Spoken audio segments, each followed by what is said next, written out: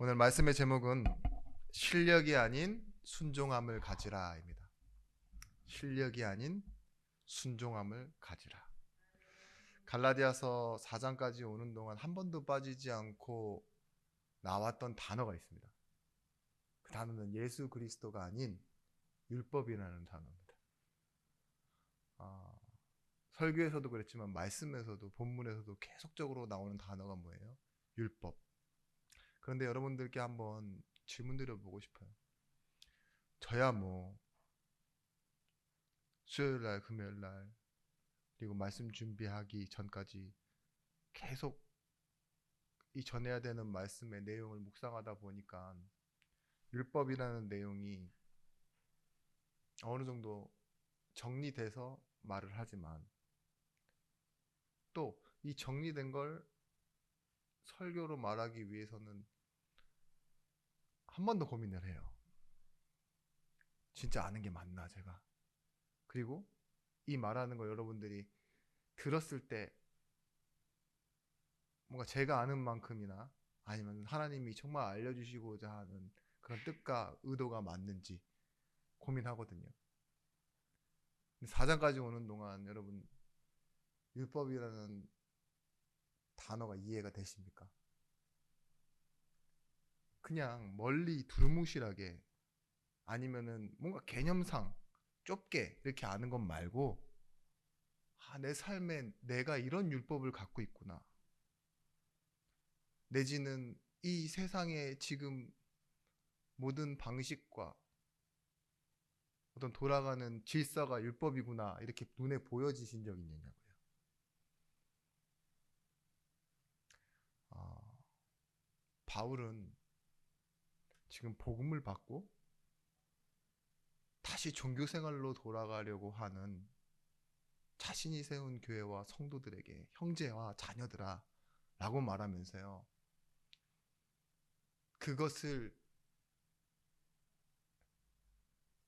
막고 내지는 사랑으로 다시 감싸고 또한 이유를 밝히는 데 있어서 꺼낸 단어가 사탄의 역사라든지 내지는 니네의 우리 인간의 본성이라든지 아니면 어떠한 누구의 탓을 하는 게 아니라 한 가지를 계속 말하고 있습니다. 율법. 오늘 여러분들이 다시 한번 율법이라는 개념을 정리해서 하나님의 은혜 속으로 들어가시는 시간이 되시길 바랍니다. 저도 모르게 서론에서 이렇게 무거우면 안 되거든요. 근데 저도 모르게 준비하지 않았는데 말하다 보니 조금 진지해졌는데요. 어, 다시 한번 가볍게 정리하겠습니다. 율법은 행한 일, 우리의 삶의 일을 다 계산하는 게 율법입니다. 계산해서 점수를 받고 또한 그 점수에 따른 보상이 와야 되고 그래서 결국 뭐가 되어지느냐 내가 한 일 그리고 남들이 한 일 속에 틈바구니 속에 그런 자리 속에 내가 있는 것이 율법이라고 말해요. 근데 그 율법의 끝은 결국은 뭐라고 말하느냐 율법이 원하는 대로 심판해 주겠다 해요. 심판의 자리로 가는 거예요. 뭐죠? 대회에 나가면 단순히 그냥 체육관 가서 운동하는 게 아닌 대회에 나가면 뭐가 나와요? 등수가 나오잖아요. 그죠? 그걸 보고 심사라고 하고 심판이라고 하는 겁니다. 종교 생활로 너 잘했어? 못했어? 이렇게 하면 뭐예요? 결국은 그에 대한 점수가 나올 수밖에 없다고요. 근데 은혜는 좀 다릅니다. 은혜는 무엇이냐? 자격이 없어요. 아예 나아갈 수 있는 그런 심사를 받을 자격도 없다니까요. 근데 어디에 있는 것이냐? 은혜는 하나님의 무한한 사랑 속에 있는 겁니다. 그래서 계속 말씀드렸던 것, 조건이 없는데 아브라함처럼 우리는 부름받아서 시작하는 거다. 내게 조건이 없는 줄 알면 너도 아브라함처럼 복을 받은 사람인 줄 알라. 이게 말씀이었습니다. 여러분, 은혜는 율법에서 자유하게 하고 뿐만 아니라 자녀로 옮겨 놓으신 것이 은혜입니다. 경쟁과 운명과 심판의 자리에서 자유의 자녀의 자리로, 아주 편한 곳이 집이죠. 근데 집에서는요, 점수가 없습니다. 저도 집에 있을 때 점수로 따지면은 몇 점일 것 같아요? 교회에서도 그렇게 높은 편은 아니지만 마이너스입니다. 마이너스. 제가 봐도 집에서는 제 점수는 마이너스예요. 근데 점수를 매기지 않잖아요. 지각도 없고, 집에서는 사직서도 없고, 등수도 없고, 누구랑 비교해서 탈락하는 게 없습니다. 왜일까요? 자녀이기 때문에. 그런 겁니다. 회사에 가면 뭐 권고사직도 받아야 되고 그죠? 누구보다 늦게 왔네, 일찍 왔네. 나는 정확하게 와도 나보다 1시간 먼저 와서 일하는 사람이 더 잘하는 사람이고, 그죠? 꼭 늦게 오는 사람이 있고. 그런 것 속에서 나도 모르게 나는 제대로 하고 있어도 더 잘하는 사람 있고, 아니면 아예 이상한 사람도 있고, 그럴 수 있죠. 그런데 내가 믿는 것과 언약대로 주어지는 것, 이 차이를 오늘 말하고 있습니다. 오늘 좀 바울이 갈라디아서에 이렇게 중요한 부분을 말하다 보니까 오늘 본문이 뭐 여러 가지로 해석이 달라요. 제가 보니까 그래요. 설교하시는 분들이 중심이 다 여러 가지로 있더라고요. 근데 좀 깊게 보면 깊게 볼 수 있고, 넓게 보면 넓게 볼 수 있는 내용이지만, 아주 쉽게 핵심만 놓고 보면 무엇이냐. 우리 본문 읽었죠? 그 하갈과 그에게서 난 이스마엘, 그리고 사레와 그에게서 난 이삭, 이 차이입니다. 하갈, 아이를 낳을 수 있었어요. 그죠? 낳을 수 있었는데 결국은 뭐예요? 그가 낳은 아들은 종이고, 아들을 낳았다고 해서 약속을 받는 건 아니에요. 그게 율법입니다. 사례는 아이를 낳을 수 없어요. 그죠? 근데 뭐예요? 약속으로 얻게 되었어요.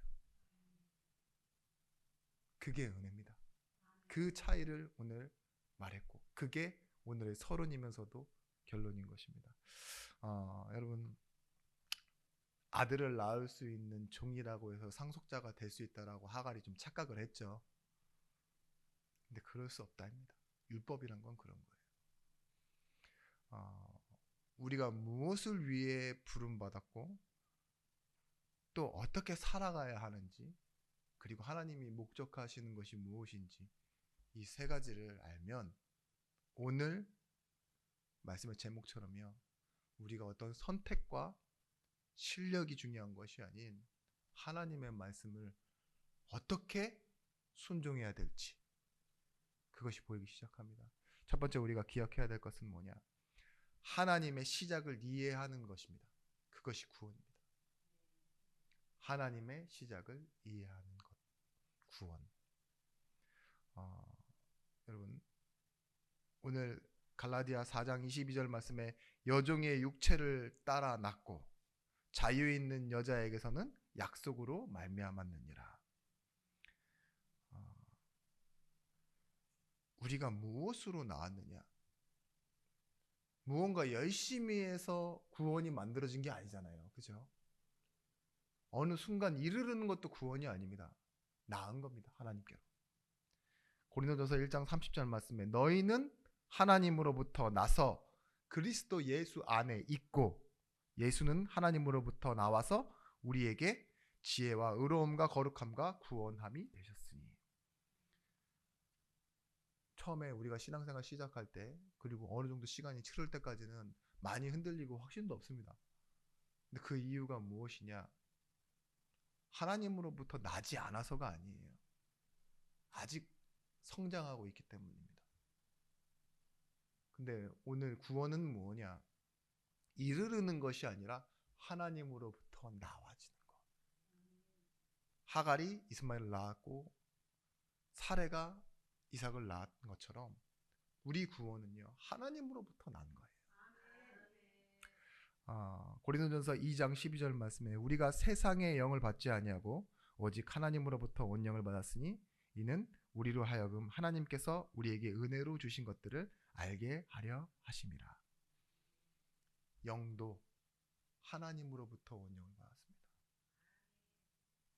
그래서 뭘 알게 하신다고요?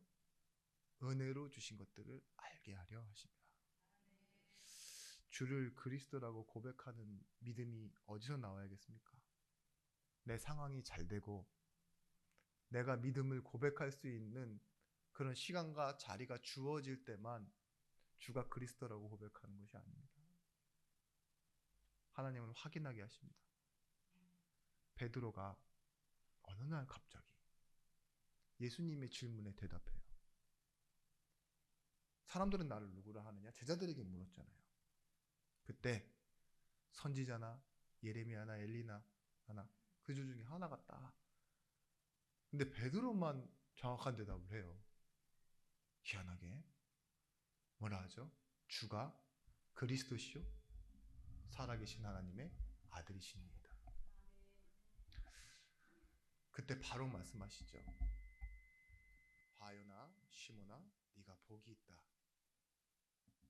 근데 이를 네게 알게 한 이는 혈육이 아니다. 어디로부터 났다고요?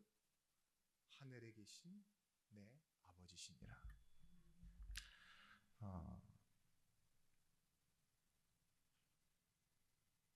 자녀된 신분, 이걸 따라오는 것이 무엇이냐? 신분과 권세입니다. 우리는 세상에서 뭐 금수저, 흙수저 막 이렇게 얘기하는데 금수저, 흙수저보다 더 중요한 것이 뭐예요? 내가 누구의 자녀이고 나는 누구인가잖아요. 오늘 하나님의 은혜인 삶을 이해하는 시작으로 시작하시기 바랍니다. 고린도전서 15장 10절 말씀에 바울이 이렇게 고백합니다. 나의 나된 것은 다 하나님의 은혜라. 내가 교회를 핍박했고 사도가 될 자격이 없는데 하나님 나를 뭘로 불러가셨어요? 이방인의 사도로 택하여 나를 불러놓으셨대요. 택하여 불러놓은 내가 엉망으로 살았죠. 하나님 보시기에는 예수 믿는 자를 핍박하고. 그렇지만 하나님 어떻게 만들어 가셨어요? 그 시작대로 결국은 하나님은 바울을 하나님이 원하시는 사람으로 만들어 가셨습니다. 두 번째 우리가 기억해야 될 것은 뭐냐? 하나님의 방법을 누리는 것입니다. 그러려면 어떻게 해야 되느냐? 기억해야 되고 기다려야 됩니다. 우리는 잘 기다리는 걸 못해요. 그쵸? 기다리시는 거 잘하시는 분. 제가 이렇게 알고 있는 사람들, 기다림을 잘하는 사람들은 듬직한 사람들이 그렇게 잘 기다리고 신뢰할 만한 사람들이 잘 기다리는 그런 경우는 거의 못 본 것 같습니다.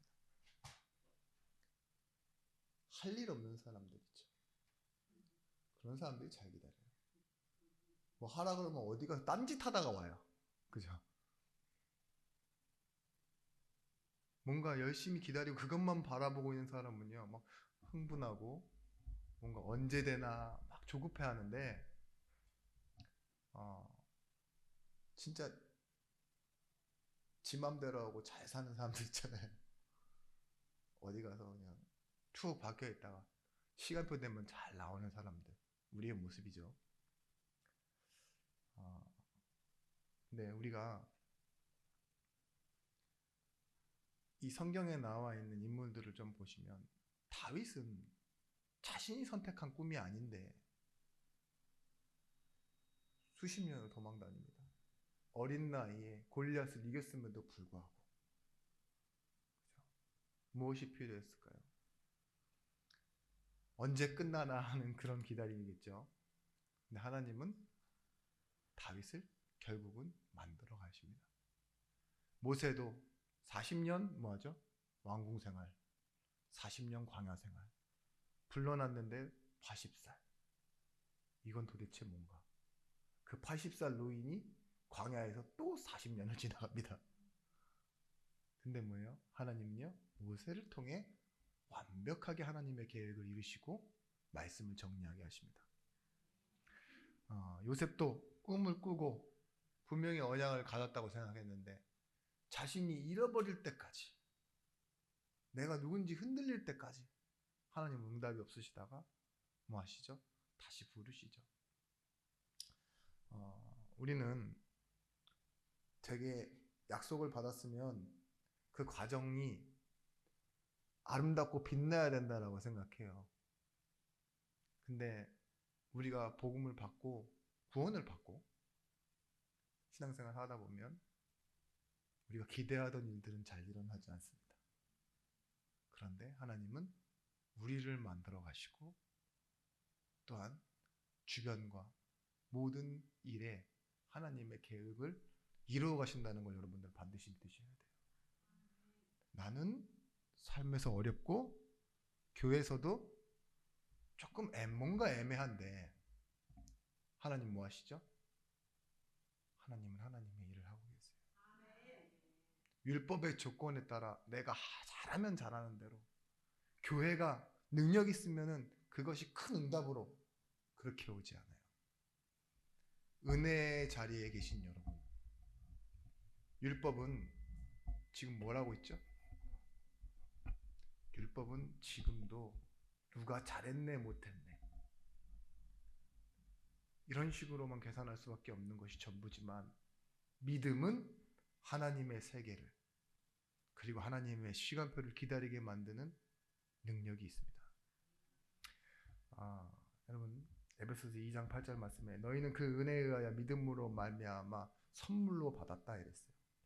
그 말은 뭐냐? 나에게서 생산되거나 만들어지지 않았다예요. 로마서 3장 22절 말씀에도 곧 그리스도를 믿음으로 말미암아 모든 민들에게 믿는 자들에게 미치는 하나님의 은이 차별이 없느니라. 자, 보십시오. 차별이 없다라는 말은 뭐냐? 은혜라는 말이에요. 그 말 자체가. 차별이 있어요, 세상에서는요. 1등에게는 금메달, 3등에게는 동메달, 기준에 못 미치면 탈락이죠. 그게 차별입니다. 공정한 순위 같아 보여도 그게 등수와 점수와 실력을 나누는 거라고요. 근데 차별이 없다라는 말, 이 말이 뭐냐? 은혜의 선물이라는 말입니다. 자격이 없는 자에게도 주어지는 것. 여기 계신 분들 등수에 들어서 응답받는 게 아니에요. 아무 기대 없이 오셨죠. 그렇지만 하나님은요, 오늘도 여러분에게 은혜의 선물을 주고 계십니다. 흉악한 죄인, 오랫동안 알면서도 죄를 짓고 있는 죄인, 그죠? 실수가 아니면서 고이면서도 매일 뭐예요? 죄를 반복하고 있는 죄인. 우리는 구분하잖아요. 하나님은 차별하지 않으세요. 뭐라고요? 똑같이 하나님 은혜의 선물로 구원 주십니다. 조금만 더 얘기 드리면 자격이나 됨됨이에 따라 다르게 주는 것을 상이라고 합니다. 상. 근데 차별이 없이 값없이 주는 것, 받을 자격도 갚을 능력도 없는 사람에게 주어지는 것, 은혜, 카리스라고 하죠. 근데 이 은혜를 받은 사람은요, 어떤 상태가 되어지는 게 맞느냐? 당연히 은혜 받은 사람은요, 무력감을 느껴야 돼요.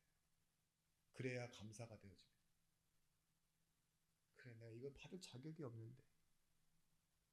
그러잖아요. 다윗도 로마서에 이 비유로 나와 있지만 다윗이 말한 행복은요, 자기가 행한 대로 받는 결과가 아닌 행한 것이 없이도 하나님께 의로 여기심을 받는 자. 그쵸? 행한 것이 있으면 자기 것을 뭐로 여긴다고요? 조금이라도 행하면 삭스로 여긴다고요. 삭. 내가 해서 받는 걸로. 근데 일한 것이 없이도 뭐라고요? 받는 것이 당연한 은혜로 여긴다고. 여러분, 어떻게 하면 순종할 수 있느냐? 무력감을 느끼셔야 돼요. 그게 지지난 말씀에서 드렸던 우리가 불가능한 존재라는 거. 절망해야 된다는 게 그런 뜻입니다. 나에게서 절망하십시오. 그러면 순종할 수 있습니다. 내가 한 일, 내가 한 결과를 바라고 있으면 뭐가요? 은혜가 보상으로 느껴지기 때문에 내가 죄인으로 보이고 나는 한 게 없다라고 느껴질 때 결국은 뭐가 돼요? 하나님이 하시길 기대하고 기다리는 것. 그래서 순종하게 되어지는 겁니다. 나를 완전히 포기하는 것이 하나님을 믿는 것입니다. 우리는 의지로 생각으로 막 정리해서 점수를 가득 채우려고 한다니까요. 신학 공부를 해야 잘 믿을까요? 그게 율법적인 사고예요. 그냥 예전처럼 천부여 의지 없어서 손 들고 옵니다. 이러는데 성경을 잘 모르는데도 아버지라는 단어 하나에 눈물이 흘려지고, 평생 부모 없이 살았던 사람도 예수 믿고 하나님을 아버지라고 부르고, 그렇죠? 형제 없이 사는데도 성도들을 형제라 부르고, 그게 은혜의 자리에 나오는 건 아닙니까? 여러분, 분명히 창세기 15장에 하나님은 모든 것을 약속하시고 횃불 언약을 주셨습니다. 그런데 아브라함이 몇 세에 나왔죠? 75세에 하란 땅을 떠났어요. 약속을 받고 나왔는데 적은 나이가 아닙니다. 75세. 근데 85세에 어떤 생각을 하느냐? 왜 하나님 약속하셨는데 자식을 안 주시지? 그때 옆에서 하갈이 말합니다. 그래, 우리도 아들이 필요하지 않느냐? 기특한 생각을 해요. 내 여종, 하갈의 여종, 아니 사레의 여종 하갈에게 아들을 낳아라. 내가 한번 눈 감아줄게. 근데 그때는 그 당시에 조금 보편적인 상식적인 그런 생각이었어요. 계산한 거죠. 그랬는데 하갈을 보십시오. 자식을 낳았는데, 아니 사례를 보십시오. 자식을 낳았는데 행복했습니까? 아니죠. 바로 아브라함 네가 책임져라. 저 종이 아들 낳았다고 나 무시한다. 바로 이러죠. 기특한 생각을 해도 우리는 실망할 수 있고, 우리가 원했던 건데도 결과를 보면서 좀 답답할 수도 있고 좋지 않을 수 있다니까요. 여러분, 하나님이 이 85세 이스마엘을 낳은 아브라함과 사라에게 나타나지 않으세요. 13년 하나님이 침묵하신다니까요. 그런데 아브라함이 99세 되던 그때 갑자기 나타나십니다. 이스마엘 잘 키우고 있는데 뭐라 하시죠? 나는 전능한 하나님이라. 너는 나를 믿지 않고 네 능력으로 너의 행위로 뭔가를 해보려 하지만 뭐라고요? 난 못할 것이 없다. 영어 성경에 이렇게 적혀 있더라고요. I am God all powerful. 전능하다. 모든 곳에 가득 찬 힘을 갖고 있다. 왜 그렇게 얘기하실까요? 아브라함아 믿어라 이거예요. 기다려야지. 하나님이 아브라함이 하나님을 기다린 게 아닙니다. 제가 계속 읽어봐도 그래요. 누가 아브라함을 기다렸어요? 하나님이 기다려 주신 거죠. 85세? 75세? 둘 다 늦었어요. 그걸 더 늦춰서 몇 세요? 99세. 약속하시고 1년 만에 100세의 이삭을 주시죠. 그런데 이때 말씀하시는 거예요. 할례를 해라. 표피를 잘라라. 생식기에, 남자 생식기에 표피를 자른다는 건 그 당시에 뭐냐? 나는 죽었어 하는 거예요. 너는 네 힘으로 생산해낸다고 생각할지 모르지만 그건 네 자녀도 아니다. 내가 주는 자녀. 이삭이 내 약속의 자녀이다. 이렇게 말씀하시죠. 여러분 히브리서 11장 11절 말씀에 믿음으로 사라 자신도 나이가 많아 단산하였으나 잉태할 수 있는 힘을 얻었으니 이는 그 약속하신 이가 미쁘신 줄 알았음이라 라고 나오잖아요. 그래요. 우리는 기다리는 겁니다. 방법이. 지금도 제가 여러분의 눈을 보면 알 수 있는데 기다림이라고 하니까 또 시간을 길게 틀어놓고 나는 언제 이렇게 생각하시는데 그게 아니에요. 하나님이 일하신다는 걸 믿는 것이 기다림입니다. 자, 교회와 성도는 무엇이냐? 여러분들이 기다릴 응답이에요. 무엇이죠? 교회, 성도, 그리스도의 연합체입니다. 하나님이 우리와 함께 하시고 임마누엘. 그리고 우리 마음속에 심령 속에 하나님께서 뭐 하신다고요? 성령으로 함께 하신다고요. 그것이 우리의 응답입니다. 세 번째, 하나님의 시작이 구원이고 하나님의 방법을 기다리는 것이 누림이라면 세 번째는 하나님의 목적을 따라 말씀을 믿는 겁니다.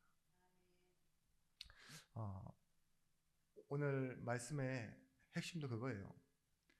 개인의 내재된 능력, 그게 실력이잖아요. 내 안에 가지고 있는 것, 내가 할 수 있는 것, 그게 실력입니다. 그게 없으면 실력이 모자라다고 말하고 잘하면 실력이 있다라고 얘기하죠. 근데 순종은 뭐냐? 바깥으로부터 온 은혜의 선물을 누리는 게 순종입니다. 명령을 받는 데 있잖아요. 명령할 때 자격이 없으면 명령을 못 받습니까? 실력이 없으면 명령을 못 받아요? 아니죠. 그래요. 우리는 우리의 실력이 없어도 말씀을 들으며 살아나는 존재입니다. 나무가 얼마만큼 수명을 다했느냐 아니면 종자가 좋으냐 상관없이요. 날씨, 그죠? 온도 이런 거 다 뭐예요? 다 외부적인 거예요. 자신이 가진 이 생태로 생내로 살아가는 것이 아니라 바깥으로 주어지는 것에 따라 환경에 따라 자라나는 것처럼요. 우리 인생도 마찬가지입니다. 구원 바깥으로 불러내다예요. 에크 레시아. 에크 바깥으로 레시아 부르다. 여러분 하나님의 의 이걸 뭐라고 설명해야 맞냐? 어머니의 차이입니다. 어머니가 하갈이냐 아니면 어머니가 사레이냐 이 차이인데 이 말은 이스마엘이 하갈을 통해 나왔지만 모자라다 아니면은 뭐 사레를 통해 나온 이삭은 훌륭하다 이런 뜻이 아니잖아요. 그냥 누구한테 낳냐의 차이예요. 그런 것처럼 구원은 마찬가지입니다. 하나님으로부터 나는 거예요. 너는 무엇을 지키고 행하고 그래야지만 얻어지는 존재가 아니라 나의 사랑을 받은 자다. 내 자녀다. 이게 구원입니다. 하나님의 일하심과 책임 이게 들어가 있는 게 구원이에요. 내가 힘써서 얻어낸 것이 구원이 아니라 십자가에서 예수 그리스도께서 책임지신 것.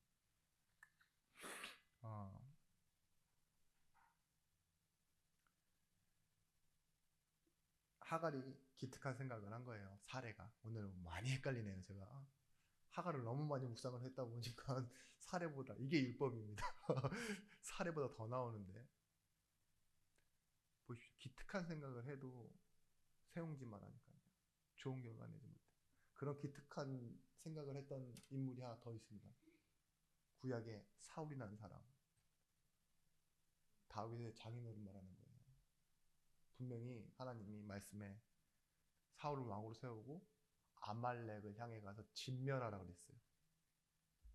생명 있는 건 다 죽여버리라고. 근데 사울이 어떤 생각을 했느냐? 이거 좀 아깝네. 싱싱하고 생생한 것들만 모아서 하나님께 제물로 드려야겠다. 이런 기특한 생각을 하고 그 이후로 하나님의 영이 사울에게서 떠났다고 나와요. 껍데기만 왕이지. 그러니까 어떻게 돼요? 하나님 지켜주시지 않으니까. 악신이 들렸다고 나오죠. 마찬가지예요. 잘하려고 하는 것이 아니라 말씀에 순종하는 것. 어떤 한 장면과 비교됩니다. 하갈이 사레가 또 헷갈리는데 사레가 아브라함에게 뭐하라 했죠? 아들을 낳아보지 않겠냐. 이 장면이요. 정확하게 어디랑 연결되어 있느냐. 뭐, 떠오르는 부분 없으세요? 창세기 3장 문제예요. 그렇게 합리적인 걸로 갖다 대는 겁니다. 아담이 하와의 말을 듣고 뭐예요? 이 선악과를 열매를 먹잖아요. 근데 그거 아주 합리적인 거라니까요. 왜 합리적인 줄 아십니까? 말을 듣는 순간 율법적 사고는 뭐예요? 점수로 보기 시작해요. 야, 저걸 획득하면 뭐가요? 내가 하나님처럼 될 수 있다. 그죠? 내가 뭘 해서 뭐가 된다. 근데 이 점수에 굉장히 기대를 주는 율법적 사고가 뭔지 아십니까? 선악과를 보니까 아담이 보암직해요. 먹음직해요. 그것도 점수예요. 지혜롭게 할 만큼 탐스럽게 보여요. 다 율법적 사고는 점수로 본다니까요. 야, 실 것 같다. 똥냄새가 난다. 왜 반쯤 다 썩어 보인다. 이게 뭐예요? 그랬으면 안 먹었겠죠. 율법적 사고는 뭐예요? 내가 그런 기대를 갖고 있으니 획득해서 하나님처럼 돼야 되는데 와, 저거 보니까 될 것 같아요. 아브라함도 말이죠. 내가 아들이 필요하지. 근데 사례가 동의를 하고 세상적인 기본적인 합리적인 생각으로 보니 그래, 이것도 맞지.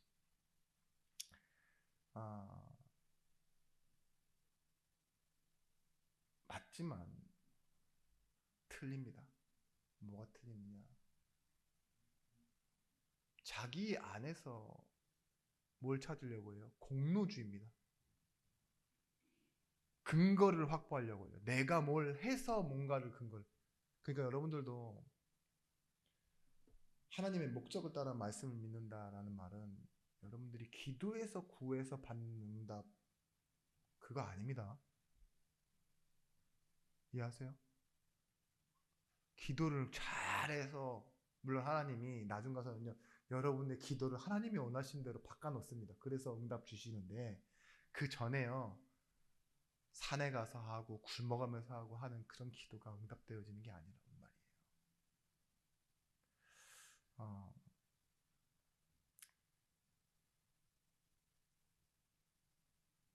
참 웃긴데 오늘 본문이 이렇게 창세기 16장에서부터 딱 보시면요 사레가 아들을 낳으라고 하고 하갈이 아들을 낳자마자 뭐예요?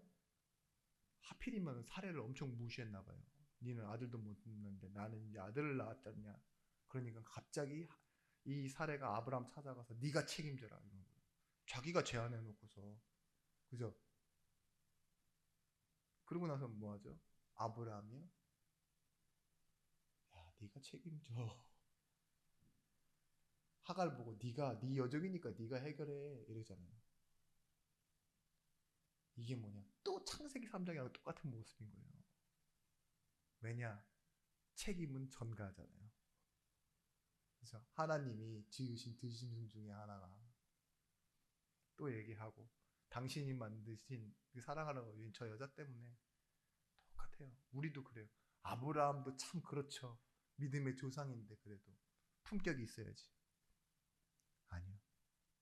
그런데 이 책임과 의무와 역할은 누가 하신다고 나와 있어요?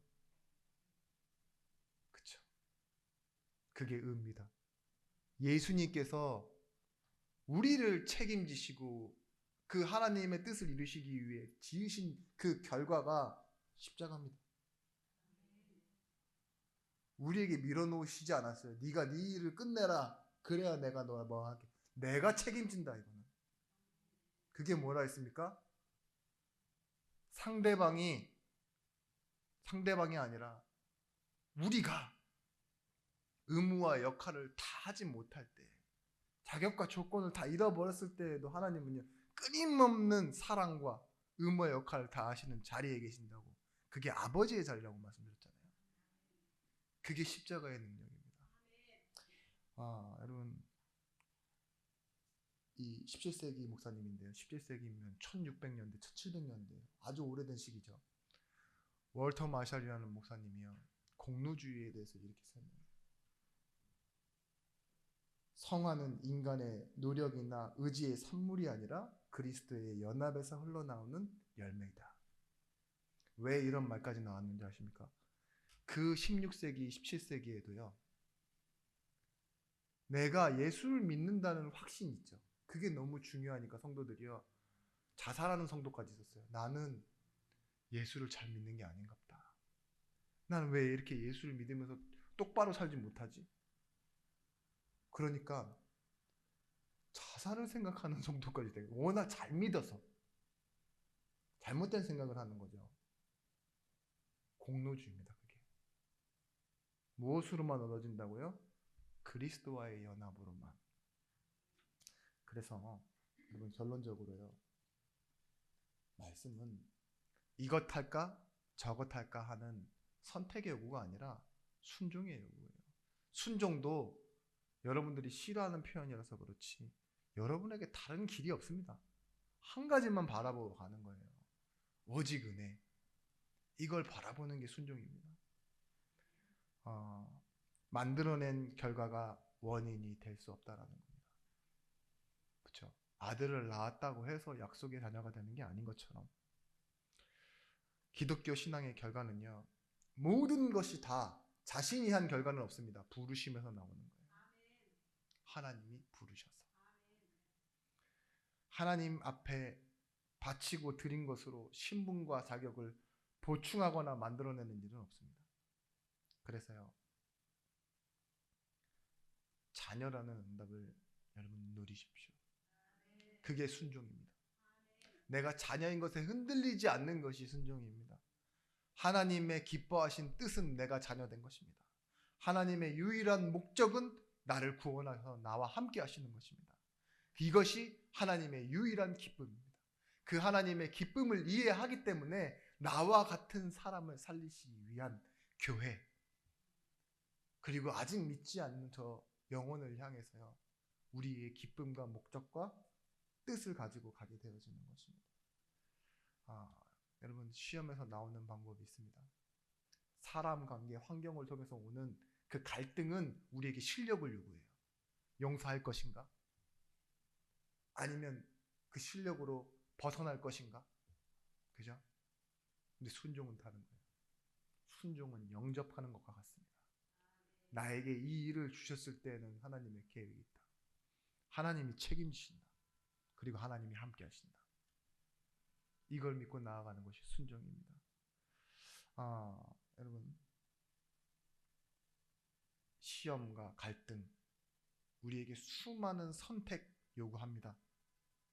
근데 논리와 경험과 다른 증언 그리고 내가 이해한 것도 믿음은 아닙니다. 어떤 것이 믿음이냐? 예수 그리스도로부터 내게 와지는 것. 그래서 모든 선택의 순간 갈등보다 하나님의 시작인 구원, 하나님의 방법, 그것을 누리는 기다림, 그리고 하나님의 목적을 따라가는 증인이 되시길 예수 그리스도의 이름으로 축원합니다. 기도하겠습니다. 하나님으로부터 오는 시작과 또한 하나님이 원하시는 것을 향해 가는 그 목적으로 우리의 삶이 인도받기를 원합니다. 우리 삶에 있는 많은 선택과 일들 가운데 우리는 이미 결론난 오직 예수 그리스도의 답으로 승리하고 증인되어지게 하여 주시옵소서. 예수 그리스도의 이름으로 기도드렸습니다. 아멘.